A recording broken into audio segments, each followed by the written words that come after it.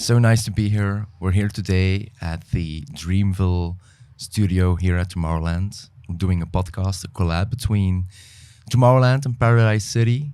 We're trying to explore a diversity of topics because this podcast is ideally a medium to think about the life that we live, the life that we want to live, and ultimately the life that we love. Today we're here with Eva. You look really great today, if I may say so, but I already said so. Thank you so much. Yeah. I'm so happy to be here with you to ask you some kind of questions because we're going to talk about the intersection of being an artist, about identity, about expression and emotions. And maybe just to kick it in really quickly because half an hour will be passed like nothing. Yes. Is what triggered you to say yes to the first place for this podcast? What are your ideas? Why is identity or emotions relevant to you as an artist? I think we, as an artist, we all have a lot of emotions, and I try to use them and put them in my music. I think when I first saw the invite, thank you so much for that, by the way. That was the first thing that popped up my mind. Is like all my songs are written because I had such a strong emotion and I couldn't deal with it. Yes, at that moment, and I couldn't deal with it. And I just thought the only thing I could think about was pick a piece of paper and just write the words.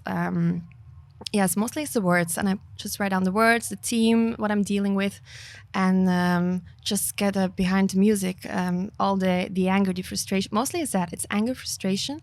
Sometimes it's love, but in the beginning it was really like a lot of anger and fear. So I put it all on paper and I transformed it into love song, into as a way to express, as the way yes. to let loose of those emotions. What were you angry about, if I can ask? I think the first song that I've written was Super Me, and I didn't feel great. I had a feeling that I was losing a lot of friends. I was changing a lot. I also quit my job. I was really searching for myself. I was a teacher at that moment. I was teacher for the kids were, I think, between 8 and 12 years old. So I did that for 5 years with a lot of passion. And then, of course, you feel like, oh, this doesn't feel the way that I should go. And then you make that whole transformation. And I found my just an outlet. I don't know if you say it, but to write it down and to do something with it. You're saying something really interesting here. Not the way that it should go. What was like the before and the after of that whole experience? That's something that I want to know, that I want to find out. What did you feel? Oh, it just feels like I'm not belonging here. Is it something like this? When I was teaching, you mean the transition? Yeah, like the transition moment. Yeah.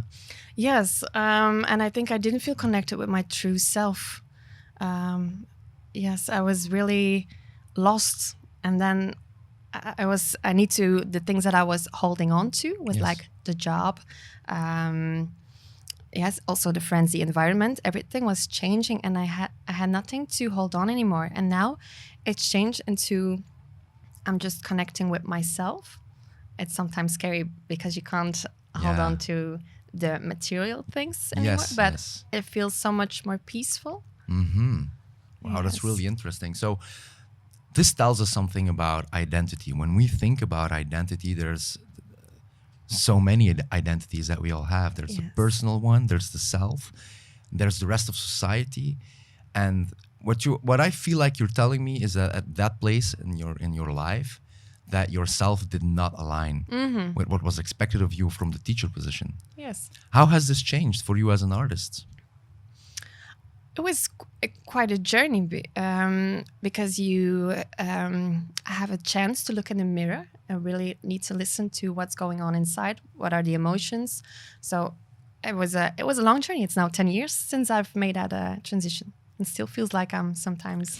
And does it now feel, and maybe if I'm going too far, you can definitely tell me, but does it now feel like, oh, I am now aligned with myself, or do you feel, how does it feel?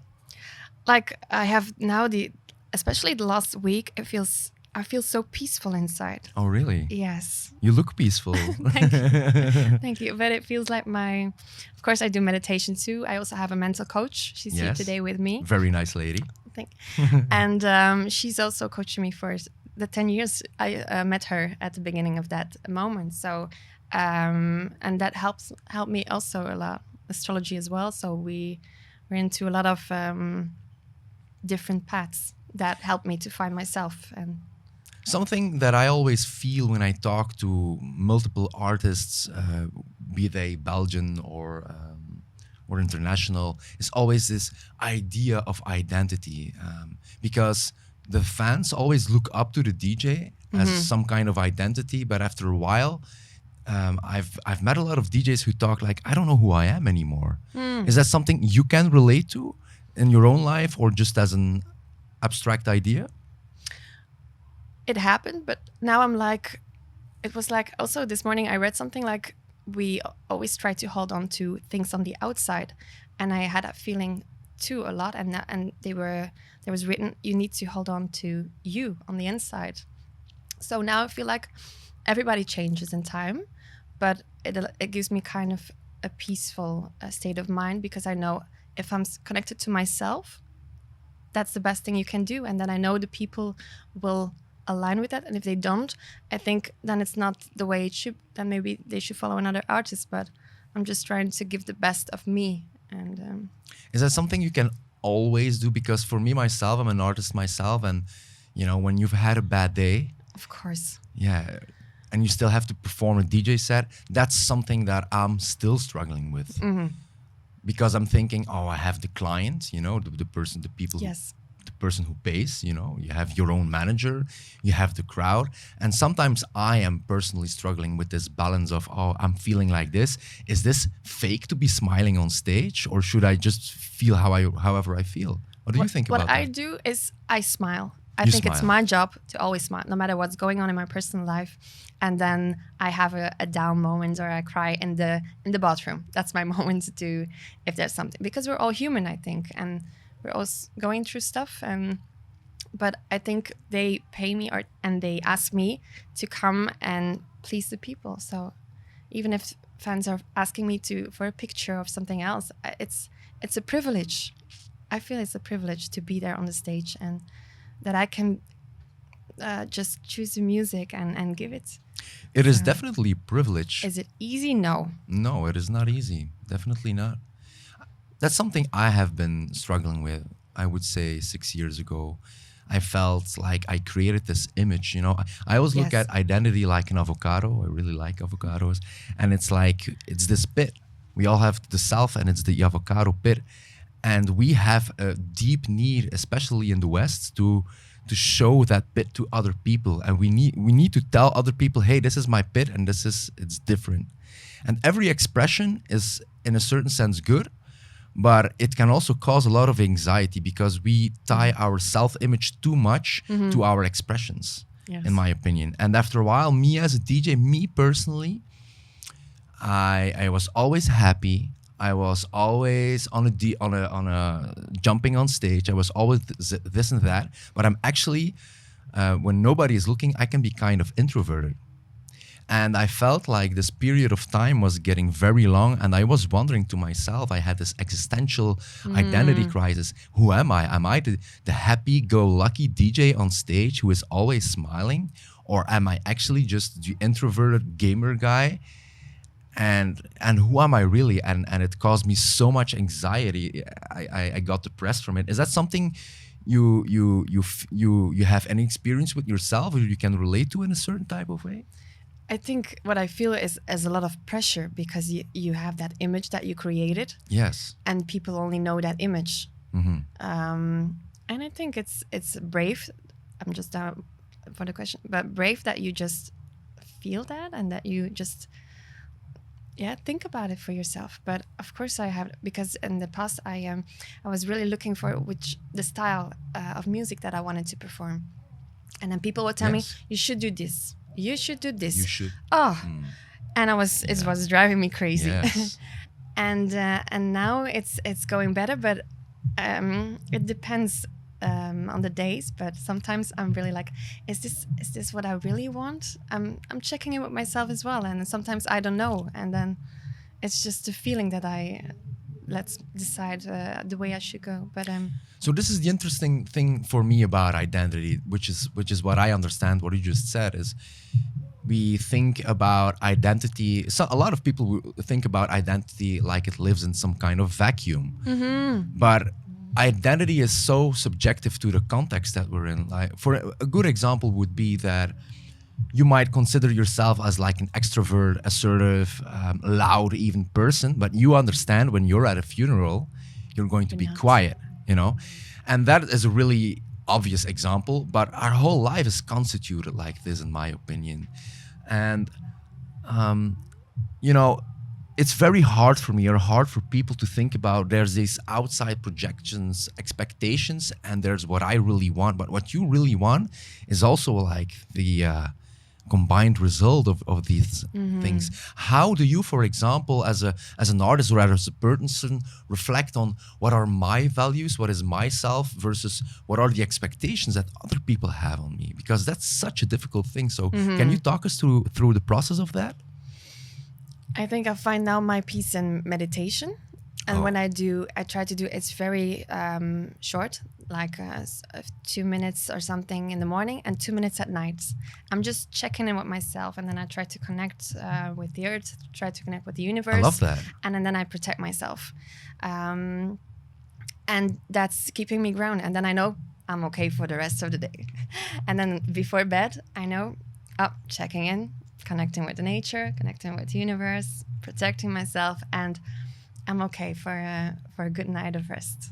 And can you, if it's just if it's a 2-minute segment of your life, can you, if you want to share, what are you saying to yourself? What are you thinking about? What does that 2 minute do to, in your own words, protect yourself from stuff?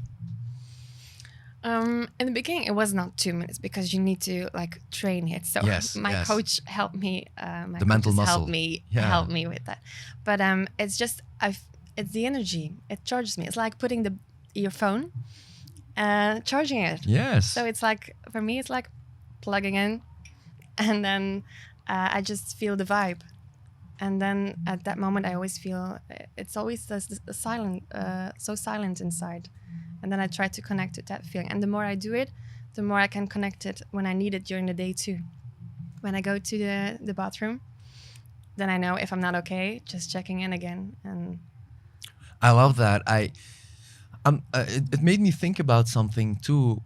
Yesterday, I was here at the beautiful Tomorrowland site. Yesterday, and I was watching Kolsch. I don't even know how to pronounce his name, but I'm saying Kolsch, and if someone... I don't know either. Yeah, you don't know either, but I'm happy you don't know either. And he had his whole orchestra, and I don't know, there must have been 50,000 people watching, and I think that a lot of people, when they think about artists, they think about the big stages, about the big artists, and they seem invulnerable, right? But something that strikes me, and it must have been the same for you, that a lot of people have a lot of opinions about what you do, and in my opinion, being an artist is definitely one of the most vulnerable things you can do. You write a song, it comes from your emotions, the song is the product of that, you put it into the world, and suddenly it's not only your song, it's like a song for everyone, and everyone has opinions about this. I know. How do you deal with those opinions? I try to, I'm very grateful that people always give their feedback, but I think that's sometimes a lot, and I try not to affect it, because I made it with so much love, and I'm a very perfectionist, so I try to make it as good as possible, and then I know some people will like it, but I can't please everyone. That's also difficult. But I only can please myself, and that's what I try to do. And if they don't like it, so be it. But it's not always easy. Yeah, it feels probably easy to say, but I can see in your face it is not, because it's a baby. For me, it's like every song, it's like a baby that you Has there been a moment in your memory when you can really remember, this feedback really hurt me? I think I have a lot of, because we were trying to, like the last song, the Hello Stranger, we were trying to get on the radio. So you need to, and that makes it hard. because we get so far and then no. Yeah, Or maybe it will come, I'm still convinced one day it will get there on the radio, but that's something that you're like, a lot of people think it's an amazing song, it deserves a spot on the radio, but until now it hasn't been. So that sometimes feels like, I wish the song could reach more people. Do you think that thinking about stuff like it needs to be made for radio or I would love to have it on radio, I feel like it could be a good reflection to think about the principle that not all things are to be taken personally. Yes. And radio is a prime example of it because I have experience in it too. It's, it needs to be uplifting, it needs to be short, it needs to have this kind of intro or this or that. Yes. You cannot ever get a 7-minute track to play on the radio, except maybe something... At Tiesto. Excuse me? Tiesto. He does it. I think, really? I think he has... sometimes he has longer... I think one of his tracks, was it Legally... But think about mainstream media radio. I don't think they would ever do that. You said a bit about perfectionism, and it feels like you mentioned it as a good thing. Is it a good thing for you? I can see it now as a good thing. Oh, I love that. I love that. Yeah. Tell us about it. Why was it bad first and why is it good now? I felt like a lot of pressure and I was like very a lot of critical of myself. And now I see it like, because you're trying to perfect it, you're getting to the next level. Yes. So, and that's the insight that I made recently, because before I was like, yes, we need to do it again because... Yeah. But so this idea in perfection, and certainly in creative expressions, it feels a bit like a paradox, no? Because who decided what the perfect creative expression is? It's such a weird thing, because when you look at the internet the last few years, I feel like there are artists on the rise that created a big... Think about meme techno, for example. Do you know what meme techno is? I think it's... but explain to me again, because I'm doubting. Yeah. It's when something... you seen the hawk... Yes. Well, when they make a song out of that and they just make it techno or drum beat, it can be anything, which is like such an imperfect creation in of itself, but that's why it works maybe. So I feel like there's a paradox in being a perfectionist and striving for a creative... perfect, Yes. Am I making sense to you like this? Makes sense, because the song is on my playlist in a few hours. Oh. The Hug too. I thought, why not? I like it. Yeah, of course, why not? Yes. And it's imperfect, and with a little bit of talking in between too. Yes. So how did you manage to get those feelings of imperfection that were feeling negatively for you? How did you transform it to a good experience? You use the website with the synonyms, and then you put in the word, and like for the songs you mean it to create. Yeah. So I write down what I feel. I feel angry. So what's the opposite? I want to feel peaceful. Okay, I don't feel loved, so I want to feel loved. So the song will be about love. So I switch it. I didn't feel amazing, so I wanted to be super. So the song Super Me was coming. And then other songs were more just like the feeling that I was feeling was already positive. And then I used the positive frequency. I just want to use the positive vibes. So if it's negative, I just check in what is the opposite. Really. The opposite for your songwriting. For my songwriting. Is that something you also do in your personal emotional range? Do you have the... when I'm not feeling good, you mean what I do then? I would say so. It's almost more like when you feel a range of negative emotions, what is your go-to trick to deal with that? Is it to exceptionally search for the positive, or do you have a range of options there? And I have a reason I'm asking this, but yeah. Never. I also love journaling. Like recently this week, I was really feeling overwhelmed too. And a lot of emotion. And I was like, okay, what's going on? Yes. And there was a lot of things going on in my head, and just wrote down, I want to sleep. I want to read. I want to take a long shower. So I wrote down, and I knew, okay, when can I find some time to read? So I did some reading this morning. Take a good night of rest this evening. So I knew like, okay, what's going on? And I also have like an agenda, my goals. So you can write down all your goals for the 3 months, 6 months, a 1 year, 5-year plan. And we also have like, you can do habits. Yes. And then I have my habits of working out. So I try to work out every day, and that keeps my mind healthy too. So my emotions, I try to keep it balanced. And if I'm really not okay, the one thing that really works for me is just going to the beach and for a long walk. Yeah, and that's because you live pretty close, right? Yes. So yes. that's the thing I know. If I'm really not okay, if I have too much emotions, overwhelmed, I need to go to the beach. Yeah. That's such a mantra for me too. I feel like. And the water. I love the sauna. Water. Yes. And what do you do? Because I thought you were. Well, it's I'm just interesting in what you just said, because you said something very interesting about habits, and I just want to tackle that for the coming minutes, because It's going. habits are, in a certain sense, when you think about it, all that you are. You know, so when we are, in a certain sense, what we repeatedly do. So perfection is never something where you stop at, but it's more like consistency. So that's something that I think about oftenly. When I think about identity, I think about identity is not a place where you start from or where you arrive. It's always a process. It's always a journey. And the journey constitutes, per definition, all your habits, all your thoughts, and a repeated pattern. And I feel like one of the best things to tackle your mental health, or to think about your identity and a growing process, is to tackle the habits. So I'm really glad you brought that up, because it makes so much sense to tackle the habits. I'm thinking about what would be a good habit, like the top 3 of good habits for good mental health, according to you. Working out.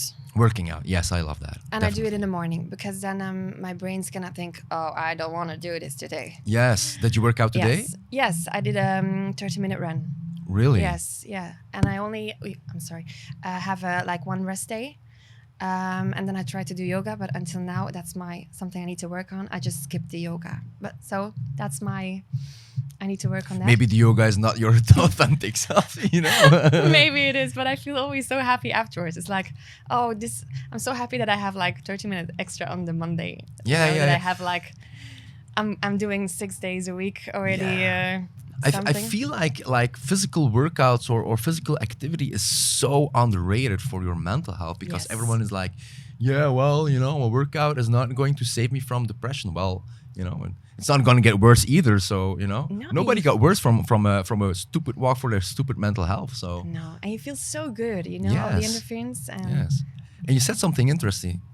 It's about agency over your own mind and body. Your body says, I don't want to do it. And you said, I'm going to do it. Yes. I'm in control. I'm in charge. I love that. I think you also have the book Atomic Habits. So yes, for those from James people Clear, who right? are struggling with how to do it, you make it as easy as possible. And I know in the beginning it was hard, so I don't even want to stop, because I know how hard it is to get the habit again into your life. But I know once in the beginning I slept with my workout clothes, because I tried to slept with your... I slept with my workout clothes, so I knew I don't have to change. I just go to bed, just do my shoes on, and off we go. Remove friction. Yes, that's what. So now I don't do that anymore. I don't sleep with my work. Yeah, I actually, I'm so happy you brought up Atomic Habits, because one of the key takeaways from that book, or his thinking, is that if you change 1% of your life, that will compound over time. If you decide to read 1 minute for a day, you will have read through 365 minutes for a year. It is. And if you read 1 minute, you're going to read 2 minutes. And that's something so smart to remove the friction. Yeah. So we've talked about that one, the physical exercise. Do you have 2 more things that you want to talk about? I now try to introduce again my green juices, because I love it so much. Yes. And I'm very into healthy foods as well. Sure. So the green juices, and then face yoga I also do, but that's not really a habit to feel really good. I think my sleep is also something that I really need to take care of. Mm-hmm. Yes. Okay. So let me maybe, as one of the last questions here, let me ask fast. you. Yeah, it goes fast. Time goes fast. It does go fast. You're on for a DJ set in like in less a big hour or so, which is exciting. So let's think about this DJ set in the future. I feel I've had many DJ sets that turned me down emotionally, where I didn't feel like, oh, this was a disaster, or I had high expectations and it let me down. Just imagine for a second, what would Eva do tonight if your DJ set in 1 hour would not feel as great as you thought it would be? How will you deal with that? I thought about it. You thought before. about it? Yes. That's what I wanted to hear. I'm so grateful that I get the chance to perform here. So thank you so much. And I know like it brings a lot of emotions with it. Yes. And look, my preparation has been done perfectly. I know I did the best I could.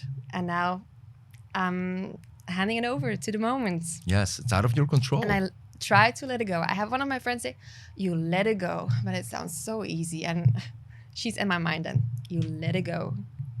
You do your best and you let it go.